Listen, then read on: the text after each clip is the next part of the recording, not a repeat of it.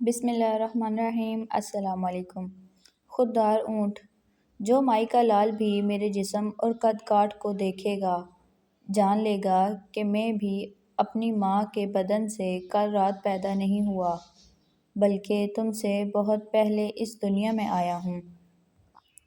بھیڑیا بولا، یہ بات تم نے درست کہی کہ اونٹ کو صحرا میں گھاس چرنی چاہیے، مگر جہاں تک میرا تعلق ہے سردست مجھے کوئی شکار دکھائی نہیں دیتا سوائے اس کے کہ اونٹ کو چیر پھاڑ دوں، لیکن میں یہ کام کرنا نہیں چاہتا کیونکہ اسے ہم سے کچھ لینا دینا نہیں، لہٰذا بہتر یہی ہے کہ ہم قرآن اندازی کر لیں اور وہ جس کے نام کا نکلے وہ نان کو اکیلا کھا لے تاکہ کسی ایک کا تو پیٹ بھرے۔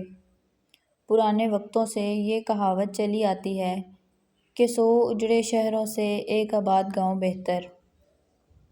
یہ سن کر اونٹ کو سخت غصہ آیا، اس کے منہ سے کف جاری ہو گیا اور وہ بولا، منہ سنبھال کر بات کر اور میرے مقابل مت آ کیونکہ تو اونٹ کے مقابلے میں پدا سا ہے کہ اسے شکار کر سکے، اور اگر تجھے ایسی ہی الٹی بات سوجھی ہے تو میں تیرے سر پر ایک لات رسید کروں گا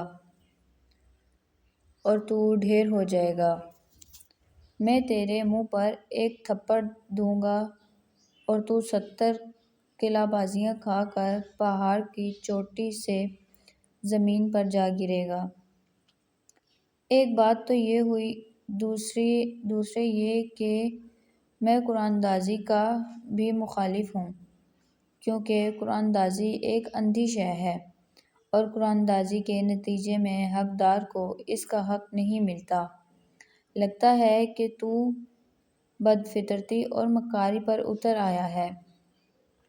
اب جب معاملہ یہاں تک آ پہنچا ہے تو سن لے کہ اس نان پر میرا حق ہے کہ میں سب سے بڑا ہوں اور بزرگ کا احترام لازم ہے۔ بھیڑیا اونٹ کی باتیں سن کر خوفزدہ ہو گیا تھا، لیکن ہمت کر کے بولا، بہت خوب بڑے میاں، مگر آخر بزرگی کا ثبوت کیا ہے؟ بزرگی عقل سے ہے۔ اونٹ بولا، نہیں، بزرگی قد کاٹ سے ہے۔ جب یہی طے کر لیا گیا کہ کسی امر میں دلیل اور منطق سے کام نہیں لیا جائے گا اور انصاف نہیں کیا جائے گا تو اس وقت بزرگی زور اور مکے کا نام ہوتا ہے، لیکن پھر بھی مجھے نان کھانے پر اصرار نہیں، میں بہرحال کسی کی دھونس میں نہیں آتا۔ لومڑی بولی، اب لڑائی جھگڑے سے باز آئیں، میں اپنے حق سے دستبردار ہوتی ہوں، لیکن اگر بزرگی عقل سے ہوتی ہے تو نان پر میرا حق ہے کیونکہ میں سب سے زیادہ ہوش مند ہوں۔ اب میرے ذہن میں ایک ترکیب آئی ہے جس سے حقدار کو اس کا حق مل جائے گا۔ یہ کیسا رہے گا کہ ہم میں سے ہر کوئی اپنی اپنی آپ بیتی بیان کرے اور جس کی آپ بیتی سب سے عمدہ ہو وہ نان کا حقدار قرار پائے۔ بھیڑیا بولا، مجھے اس سے اتفاق نہیں، کیونکہ ہر شخص کی آپ بیتی اس کے اپنے ذام میں عمدہ اور پرکشش ہوتی ہے۔ ہر کوئی کچھ نہ کچھ خود پسند ہوتا ہے اور ممکن ہے میں اپنی آپ بیتی کو تمہاری آپ بیتی سے زیادہ عمدہ سمجھوں اور تم اس سے اتفاق نہ کرو اور ذوق کے فرق کی وجہ سے پھر سے اختلاف شروع ہو جائیں۔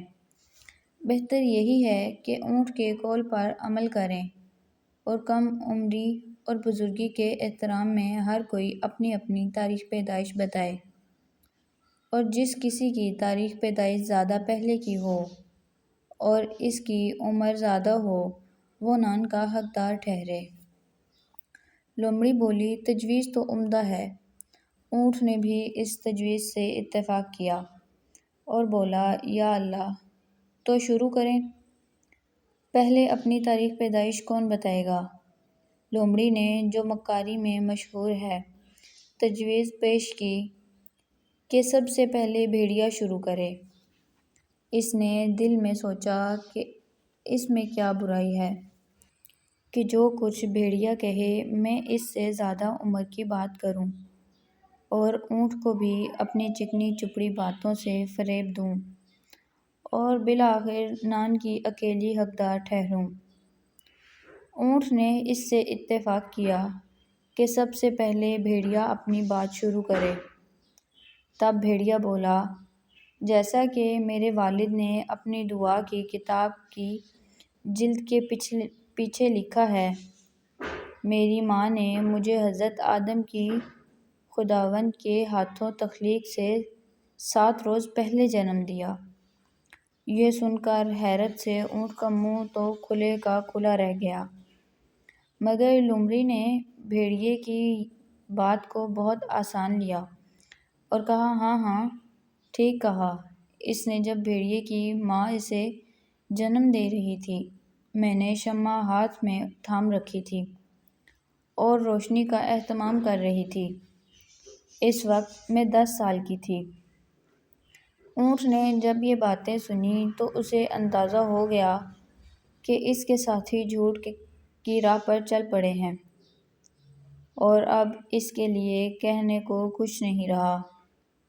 یہ سوچ کر اونٹ نے اپنی گردن لمبی کی اور نان کی ٹکیا کو دانتوں سے پکڑ کر ایک لقمے کی طرح نگل گیا اور اسے کھانے کے بعد بولا، میں نے شروع ہی سے فیصلہ کیا تھا کہ میں یہ نان نہیں کھاؤں گا، کیونکہ میری خوراک تو اصل میں گھاس ہے، اور میں نے گمان کیا کہ چونکہ طے ہے کہ تم لوگ سچ بات کہو گے اور انصاف کو پیش نظر رکھو گے، اس لیے میں چاہتا تھا کہ یہ نان اگر میرے مقدر میں ہوا بھی تو میں یہ تمہیں بخش دوں گا، لیکن اب جب تم نے کام کی بنیاد مکاری پر رکھ دی اور معاملہ درگور ہو گیا، سو میں بھی ڈنکے کی چوٹ پر کہتا ہوں کہ جو مائی کا لال بھی میرے جسم اور قد کاٹ کو دیکھے گا، جان لے گا کہ میں بھی اپنی ماں کے بطن سے کل رات پیدا نہیں ہوا، بلکہ تم سے بہت پہلے اس دنیا میں آیا ہوں اور اسے بہت دیکھا ہے، اور جو چیز عیاں ہے اس کے بیان کی کیا ضرورت۔ اگر ویڈیو پسند آئی ہو تو لائک شیئر کرنا مت بھولیں۔ Thanks for watching. اللہ حافظ۔